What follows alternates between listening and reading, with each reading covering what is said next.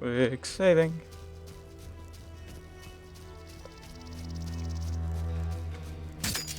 No. I keep forgetting that's not how one strafes in this game. No. Circle of elements. Alright. I'm gonna head this way.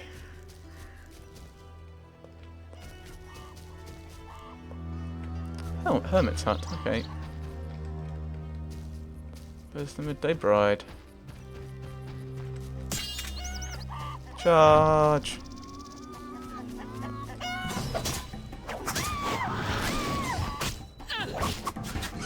Can't stab them. Stab you when you're down. I did that before. Maybe it's because you're not down long enough.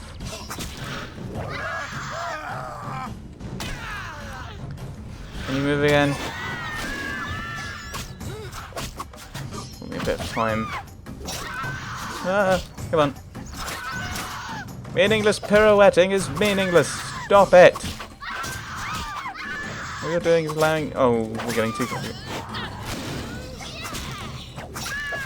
There's a noon wraith right there, Geralt. Stop pushing this person back. There's two of them. She has friends.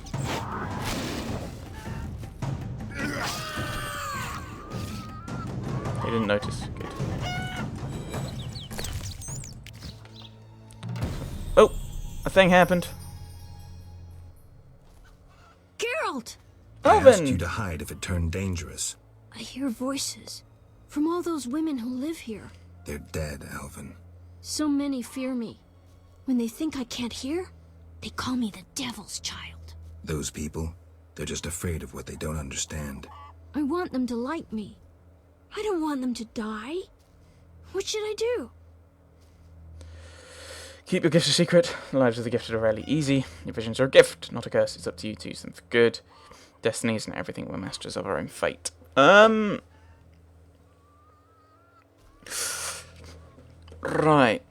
Mr. Geralt, what would he say? Keep your gift a secret. With the way Berengar's acted... but I think Geralt doesn't have any choice about it. So... not entirely sure he can give much advice on that. Your visions are a gift, not a curse. It's up to you to use them for good. It's encouraging down the kind of A path. Destiny isn't everything. We're masters of our own fate.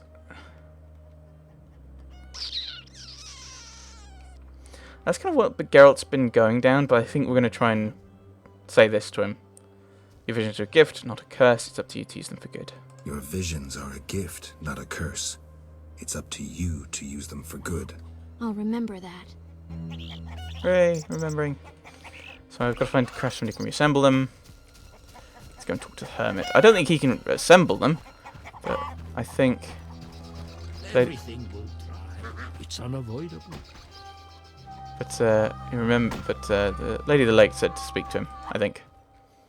How can I help? Can I ask you something? Can I ask you something? What is it? I heard you're an expert on the legend of the Holy Grail. I heard you're an expert on the legend of the Holy Grail. You seek the Holy Grail? I might.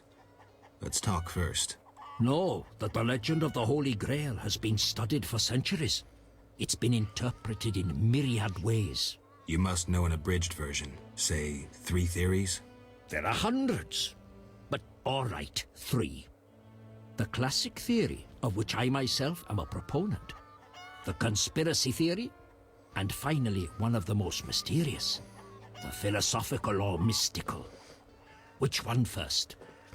So, if this is the biblical grail, well, biblical, inverted commas, but the kind of idea of the Holy Grail we have. The classic one is, of course, it is the cup from the Last Supper. The conspiracy one is Dan Brown's nonsense, which has been pretty much shown to be nonsense. And the philosophical, mystical one is probably, it is the journey, and you find the Grail and the holiness within yourself. You know, that kind of weird thing. Let's go through. Let's go through in the order he proposed them. So the classic theory. Tell me the classic theory. Good choice.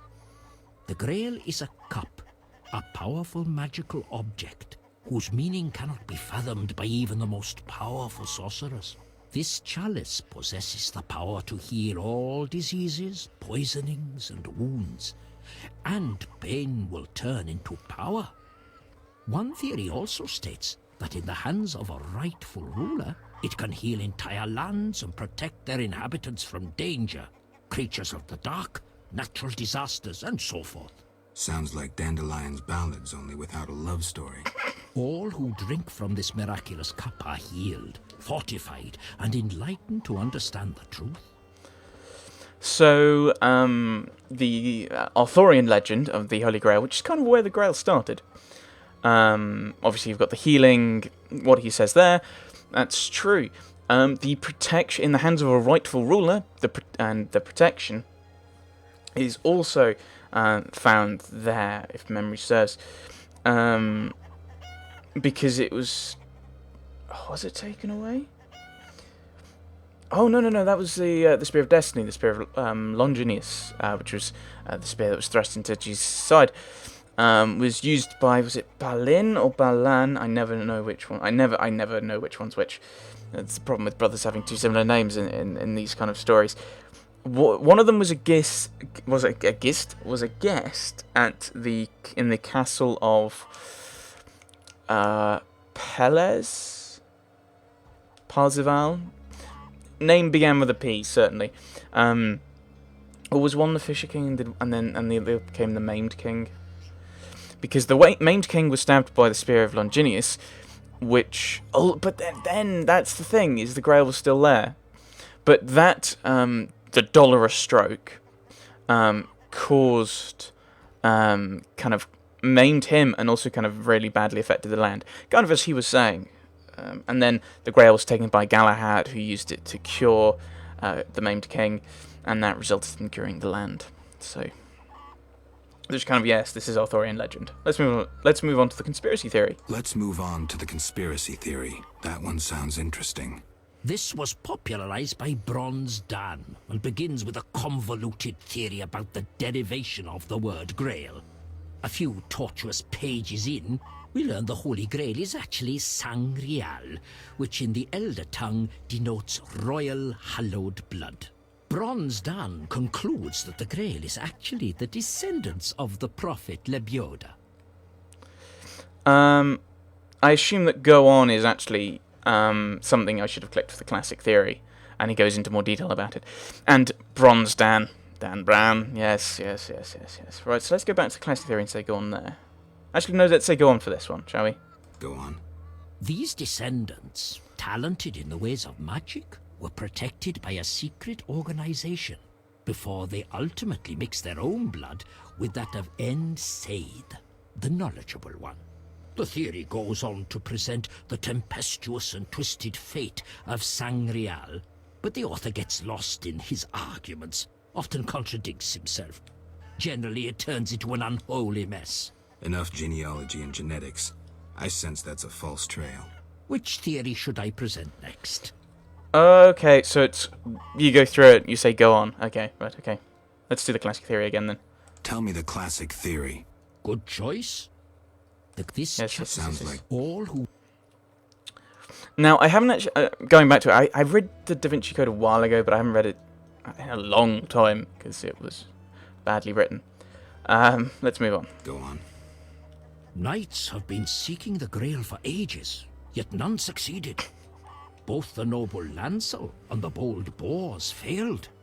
I heard even the Grand Master of the Order of the Flaming Rose has shown interest. Any specific instructions associated with this theory? Unfortunately, I know only what I garnered from my books. So Lancelot and Bors, you're not even trying at this point. It's Sir Bors. If memory serves, was it Lancelot? I think Lancelot was allowed to glimpse the Grail, but he wasn't. He didn't actually get it.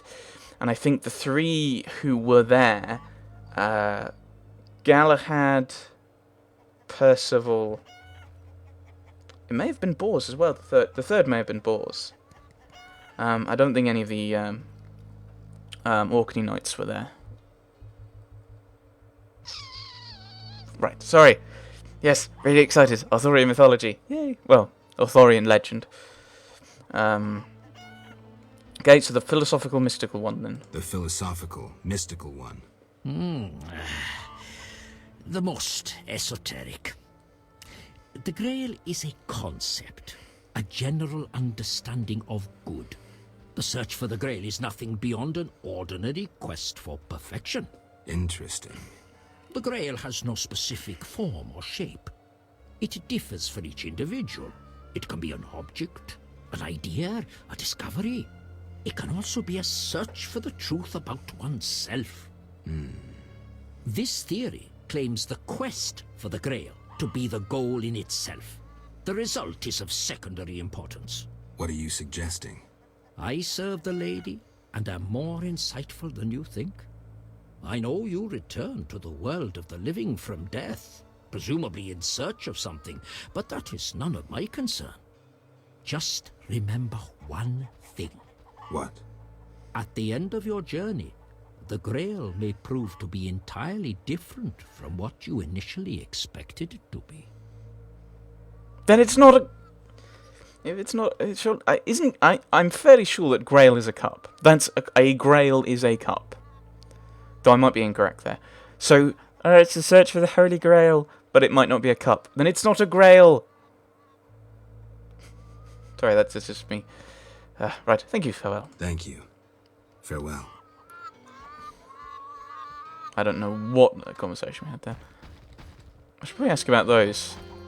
I was going to, and then I got distracted. How can I help? Ask you something? Can I ask you something? What is it? What is it? Why does the Lady of the Lake seem skeptical about the search for the Grail? Why does the Lady of the Lake seem skeptical about the search for the Holy Grail? Many fine knights set out seeking the Grail, abandoning their roles as guardians of peace and justice under the guidance of the Fisher King and the Lady of the Lake. Now the Fisher King is mute and the knight's gone. I think the lady must be very lonely. But she's a goddess. You know not how lonely a goddess. Do you think goddesses cannot be lonely? The gods ultimately created us in their own image. Right. Can I ask you something? Can I ask you something? More What is questions. More questions. Who lies beneath the kurgans I saw before your hermitage? Who lies beneath the kurgans I saw before your hermitage? Knights who died serving the lady over the ages. Gavender defended her honor against the Black Skull Knight. Elevera perished at the foot of her altar, fighting a water beast. Bor's tomb is symbolic, for the knight was lost on a holy mission. The last is for Reynard, an ordinary innkeeper, who stopped customers from pissing in the lake. Gavender, defending your honor. So, defending the Lady of the Lake is kind of a... The Lady of the Lake is obviously a figure from Arthurian legend. There are several Black Knights. Gavender's probably then Gawain, I would guess. Elevera, I can't think of a name that fits that. Like, maybe they have just picked random names, but it's quite interesting. Like, and, of course, Bors. Sir Bors. I think, was he the fellow? I think he may have been the one... A lot of people know the legend of, kind of, the return of Excalibur. And if you don't... Right. If you don't, the final battle of Logres...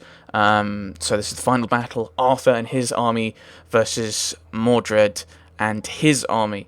Mordred's a bit weird because sometimes he's Arthur's son, sometimes he's Morgana's son, sometimes he's both. Sometimes he's just he wants to take over the kingdom of Logres. And they go to war. And they have one final battle. And they both die. And Arthur has Excalibur. And he says to, I think it was Sir Bors, but I might be incorrect. He says to Sir Bors, take Excalibur, throw it into the lake. And Sir Bors goes along to the lake, and this is quite a nice sword. It'd be a waste. So he hides it, and then goes back to Arthur, and Arthur says, what did you see? And he says, I saw nothing but ripples.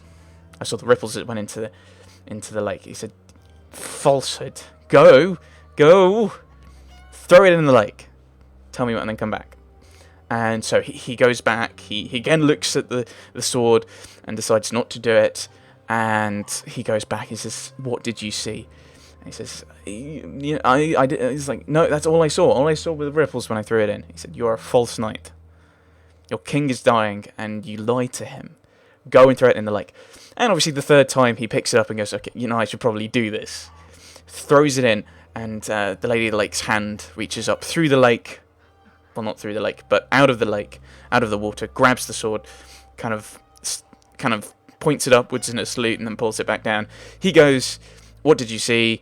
Arthur asks him what he saw, and he says, I saw a hand come from the lake, grab the sword, and pull it down. You did it. I think that may have been Bors. I'm not sure about Reynald. I think that's just there for comedy. For comedy? Yes, comedy. Yes, comedy and tragedy. Yes, the two classic elements of theatre. Theatre.